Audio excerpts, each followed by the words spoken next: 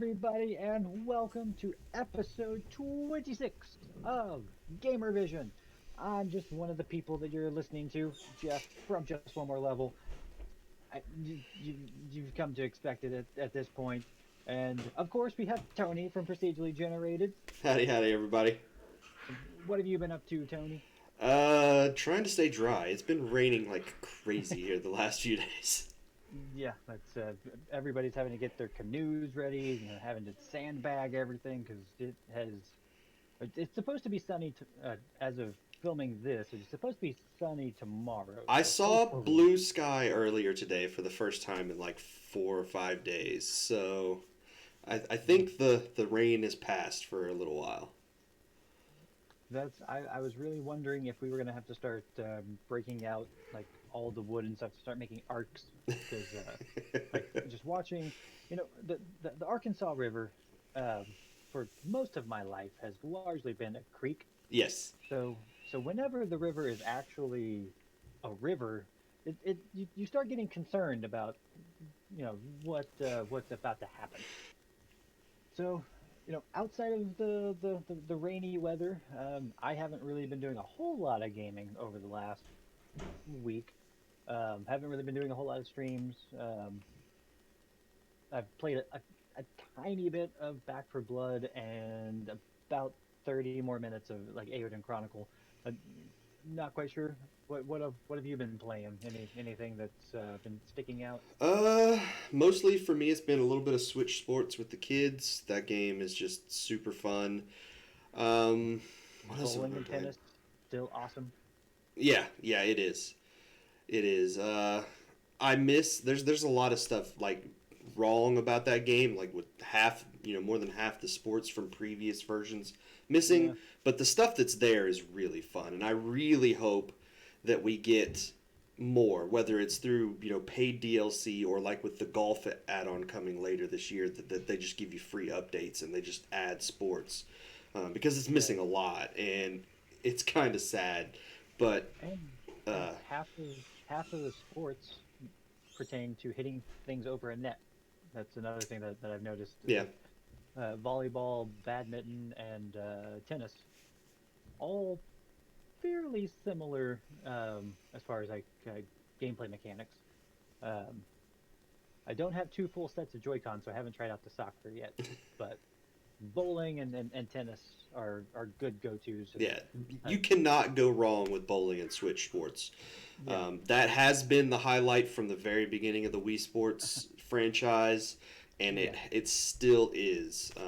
I'm missing 100 pin bowling from previous entries, but the bowling And that is there is really fun. that's another thing that they could definitely add just for free updates is just like new modes for New the games like this. variants. Yeah. Um, and Chambara, uh, not exactly a great replacement for boxing. I didn't play Wii Sports Resort or the one for the Wii U, Mhm. so I'm jumping from Wii Sports to Switch Sports, which doesn't roll off the tongue as easily as Wii That Sports is did. true. But before getting into the main topic of the episode, which I'm not quite sure exactly what I'm going to name this episode, but because it's not really E3 predictions since there is no E3 this year. So It could be like E3. What if? yeah, well, what would you like to have seen at E3 had E3 actually been here? And instead, what would you like to see from Summer Game Fest? That's a really long title, Yeah, but it could work. E3 usually happens in June. Hmm. It's been on rocky the past couple of years with COVID and the pandemic and stuff. It's been on rocky terms. A COVID lot of threw a companies, giant metal bar through the front tire of their bicycle, and and yeah, and they attempted to blame somebody else, but everybody knows.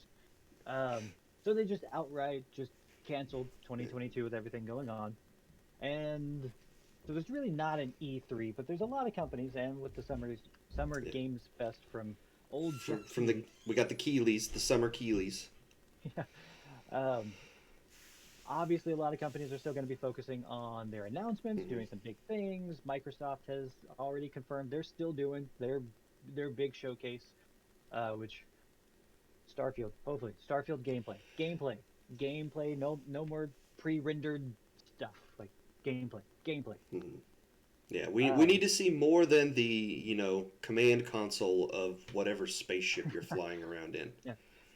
And it can no longer say November 11th, 2022. So they're gonna have to do something different. So um, but what's one thing that well, as far as like what you're looking forward to in June, you've got kind of a little bit longer of a list than I do.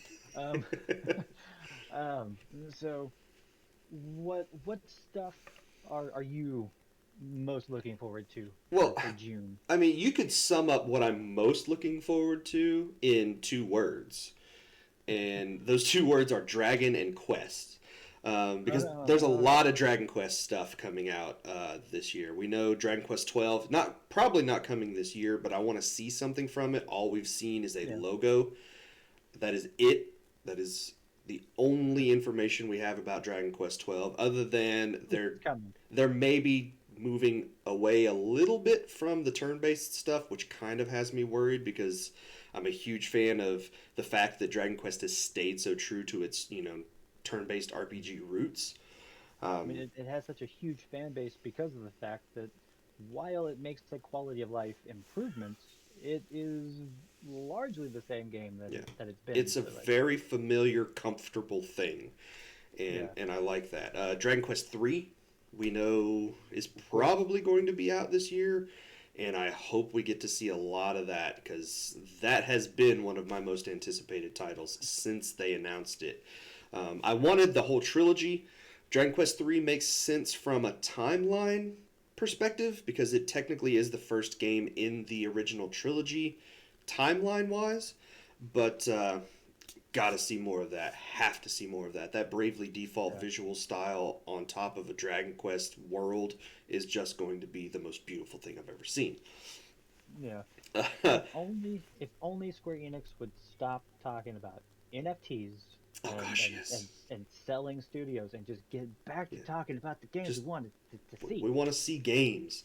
And then earlier today they announced Dragon Quest Adventures. I think it is. Is that is that based on the anime that they were doing, No, or no, is no. that This is looks like it's probably a prequel of some sort to Dragon Quest 11. Um, okay. the main character of this game is Eric, who is one of the protagonists from Dragon Quest 11, the blue-haired, spiky, haired guy Yeah. that you saw in all the trailers. It's him and his sister in some of the adventures that they had when they were younger. Um, and all we saw was a Well, short little trailer from that today. to kind of like jump in real quick, since Square Enix, uh, people can't really. I mean, you can kind of somewhat see it says Final Fantasy 16 on the back. Um, There's a box of Final Fantasy right there behind you too. yeah, that's it's one of like I don't really display this one too often because I mean it's 15 and And that just sucks. Nobody cares about 15. yeah like they could have done so much better with 15. They waited way too long to finally give us like the Royal Edition. I hear is I'll tell what people you, should have played. my favorite version of 15. Well, the only version of 15 I've played is that the mobile version. And Oh I yeah, played it on Pocket Edition. Switch, and it was really good. That's yeah. This was one of those.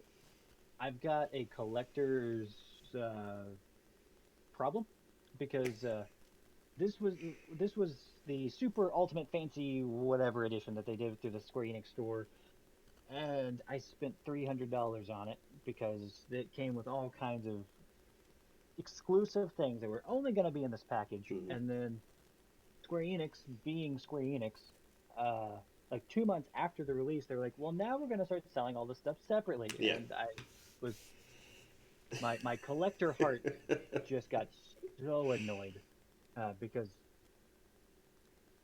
I have a problem with collector things, and it's a fancy box, and it has all kinds of other fancy things inside the box, and it became less fancy when they started to sell everything separately. So, um, but on a different note, Final Fantasy 16. Hopefully, we see some gameplay of that this month. There's still some speculation that it might be a 2022 release, and I feel like that window is It's shrinking. starting to close. Yeah. Um, Once June rolls around, they're really going to run out of time to really like. Even though it's Final Fantasy, it has a huge name. They'll put marketing behind it because it's Final Fantasy. But they typically don't really announce a release date, and then like a couple months later the game comes out. Usually it's something that they allow to build up for a little Yeah. while. Um, and despite the issues that 15 had at launch, I feel very confident with the development team for 16. Like they've got a very well established team making 16, and so I'm looking forward to it. I'm hoping to see some gameplay. I'm hoping to see a release date that is this year. Fingers crossed. I just don't rush it. Make sure it's complete. Don't clearly chop things out of the game to then sell as DLC Yeah. later, because that was very bad. That was bad. Um, The thing I like most about 16, like I'm excited for that. I'm not nearly as hyped for Final Fantasy. I never have been as I am for Dragon Quest or some other franchises. But I always generally get to the Final Fantasy games. But I really, really like that they're getting back to more of a fantasy setting yes. with Yes. this than the, future tech type stuff. Yeah. Like they oftentimes even in fantasy settings still have a nice mixture of some tech stuff with like airships and things like that. Yeah. But I like that we're getting back to a proper what looks like a proper fantasy setting. It's not dude bros driving around in a car that can also be an airship, and hopefully there's a story there, because Yeah, that was one of the big issues with 15, was the fact that there really wasn't much of a story. And like now that Elden Ring is out, anything that is an open world game between Breath of the Wild and Elden Ring, there are now two big examples of how to do open world games, as far as like a full featured things to do everywhere, and it's not just kind of a repeating thing. So I don't know if they're going the route of like open world stuff, but like with Elden Ring and Breath of the Wild, there are now two very, very good examples of how to do an open world game with a lot of RPG mechanics to it. yeah, So if they do an open world, don't do it like they did with 15. Like actually put stuff in there to do. Um, so yeah, Final Fantasy 16. I'm really, really, really hoping that we see some gameplay and a release date for yeah. for hopefully this year. Um, Outside of that, my stuff is fairly typical for me. Like God of War Ragnarok, would love to see some gameplay of that. They released a lot. They've made a lot of announcements of the accessibility stuff, which you and I actually had an episode Hmm. early in the early days of GamerVision where we talked about uh, just accessibility and making it easier for people to be able to play games Yeah. that aren't, you know, as capable, I guess. But so it's good that with God of War Ragnarok they are putting a pretty good emphasis on here's all of this stuff to try to make it as accessible as possible, Yeah. so that as many people can play it. So that's definitely nice. And then obviously Starfield. Um, I feel like I talk about it a lot, but that's mainly because Bethesda just won't show me anything, and I I like sci-fi RPGs, and this this is their first brand new intellectual property that they've had in a very long time, and I just I just want to see it. I just want to see some gameplay of it. I almost said this is their first sci-fi RPG, so this is going to be interesting. But then I remembered Fallout is a thing that Yeah, actually yeah, yep, exists, so yep, it wouldn't be. yeah. I'm That's glad that statement didn't come out of my mouth yeah. unironically. That's um, and then for me, just the Legend of Dragoon. It's been a 20 plus year Mhm. journey for me to every year I'm hoping I like I'm hoping that Sony will do something with the Legend of Dragoon, whether it's a remake, remaster, or something. Um, just like just some acknowledgement that it exists would be great. Wouldn't it? Yeah, that would be fantastic. And then finally, to cap things off, is my not going to happen, but really, really hope and wish it does. Jack 4. I would love to see Jack 4. Um, there's so much more that they can do with that character and that world. Um, hopefully, Naughty Dog's involved with it because they're great with what they do most of the time. And then, so hopefully, there's something for Jack 4. Um, it's been a very long time, so hopefully, there's something for Jack 4. What do you think about the rumors that we're gonna see possibly Sly 5? That that seems like a that's a franchise that I don't fully under like on the P like for the PS2. Like it was a good trilogy of games that they had on the PS2. Yeah. But it never really gained the fan base that like Ratchet and Clank and Jack and Daxter got. Mm. But as far as like franchises go, Sony seems very confident to at least continue to like dust it off every once in a while to whether it's the Sly Cooper collection on the PS3, they did the Thieves in Time for the PS4.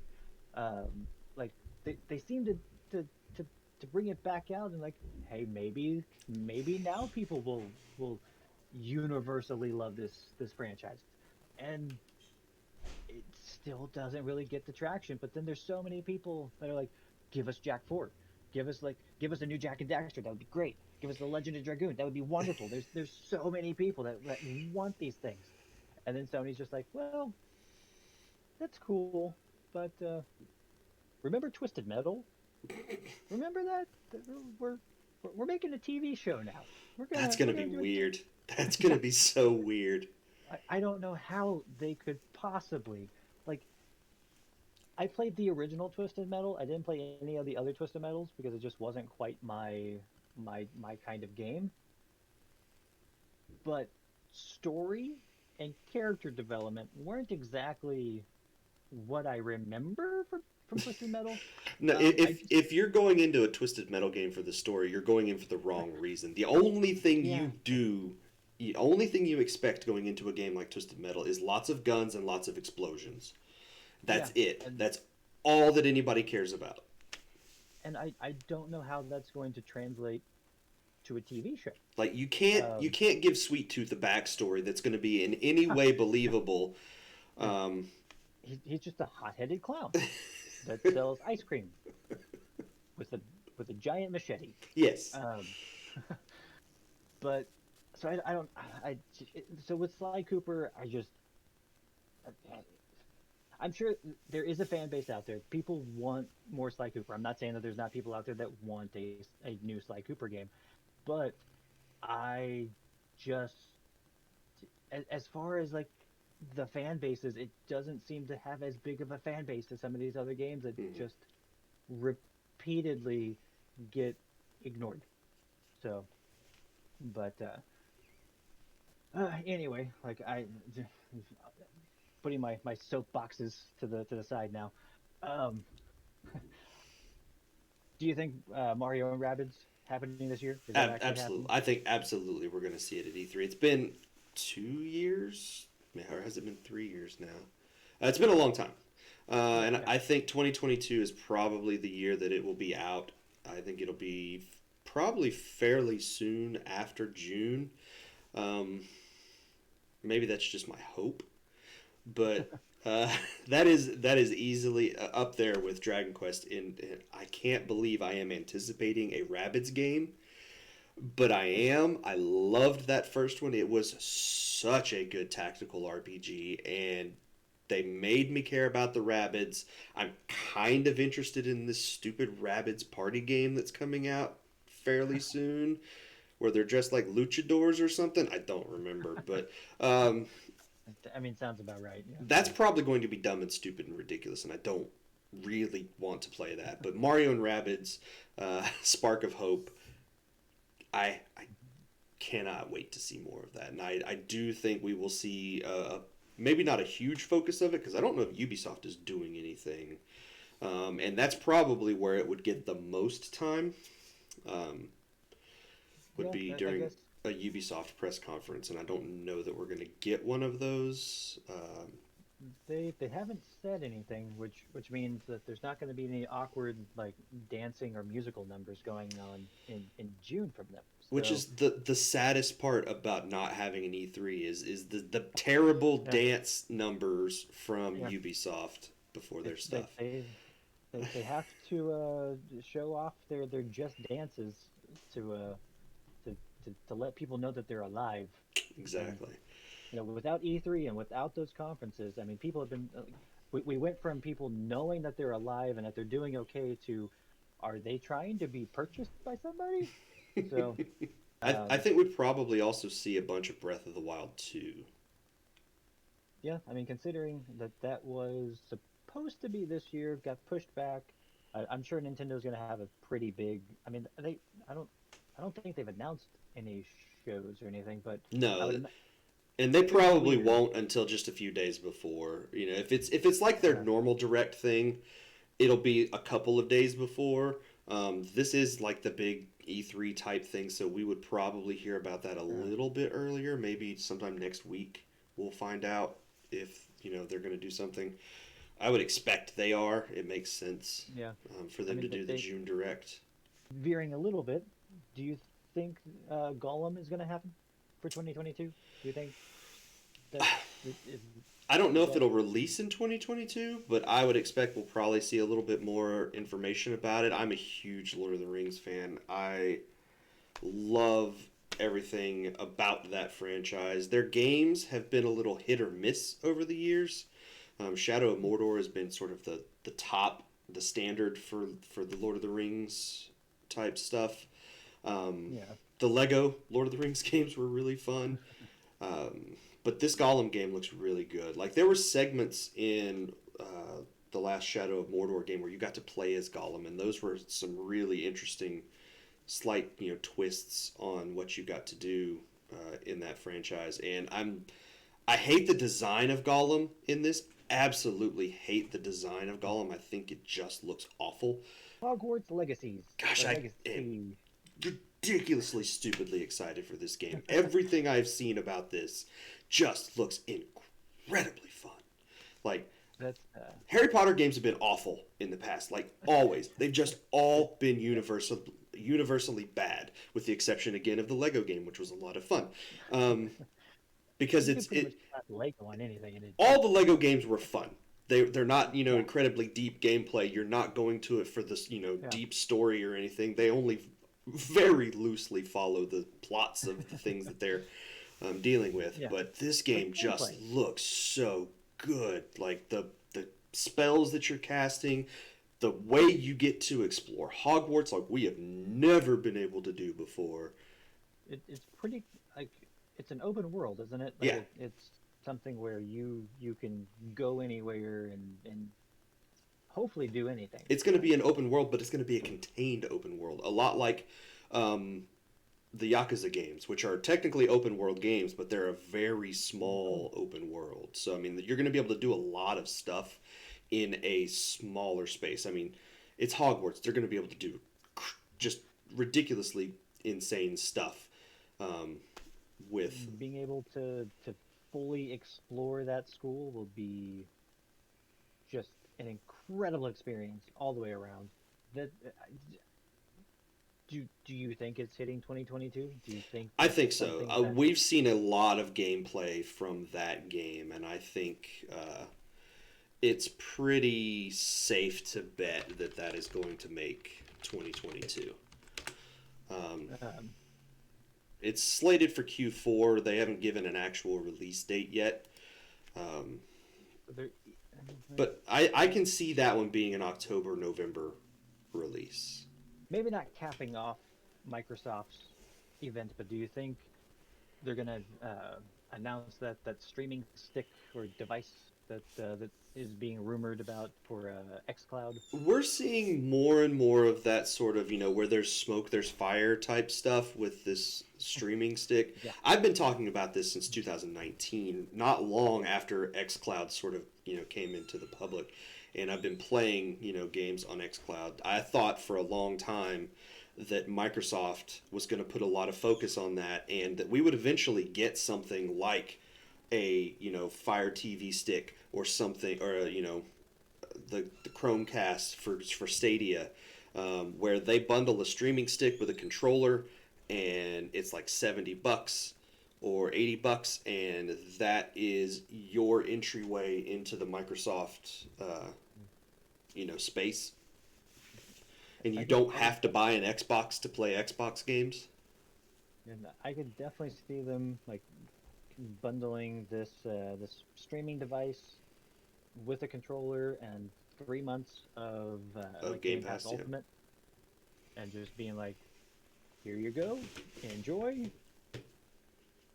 And based on my experience with Game Pass, it has allowed me to try all sorts of things that I would not have tried otherwise.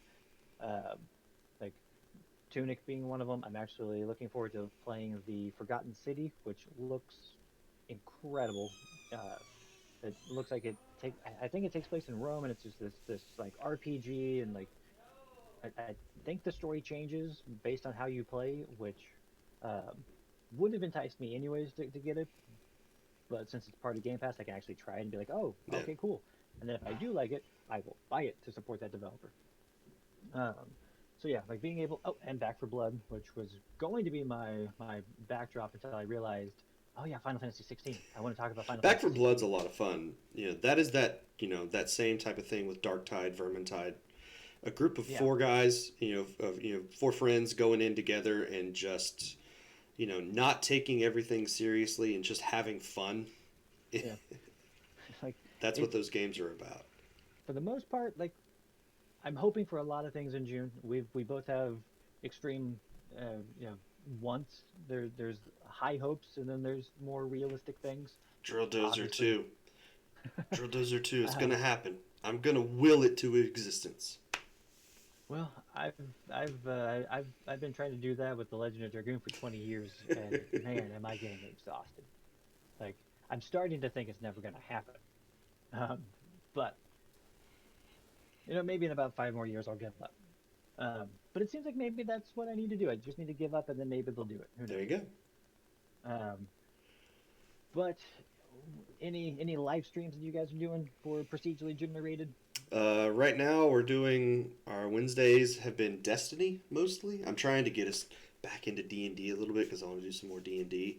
But Destiny 2, the new season just dropped, and so we've started playing the new season of Destiny 2. And then our Saturday streams before the podcast are just random stuff, whatever we happen to want to play that day. Well, I will try to. I think with the I don't know, with the last episode, I think I put some links and stuff in. Not entirely sure. Now that I think about it, I think I did. I think I did. Did I think I did. Um, but let us know what you're thinking in the comments as far as like the games you're wanting to see, the services. Is Microsoft going to announce this xCloud device that will allow you to not have to worry about tracking down an Xbox Series X, and will probably be easier for Microsoft to get into homes much faster Mm-hmm. than the Series S and X? Um, let us know in the comments. This has been a very beefy episode, but it is what would have been E3 time. And we'll see you with the next episode of GamerVision here on YouTube. I am Jeff from Just One More Level. He's been Tony, wherever the image. As far as my screen, you're above me. So, he's from Procedurally Generated, and we'll see you next time. Bye, everybody.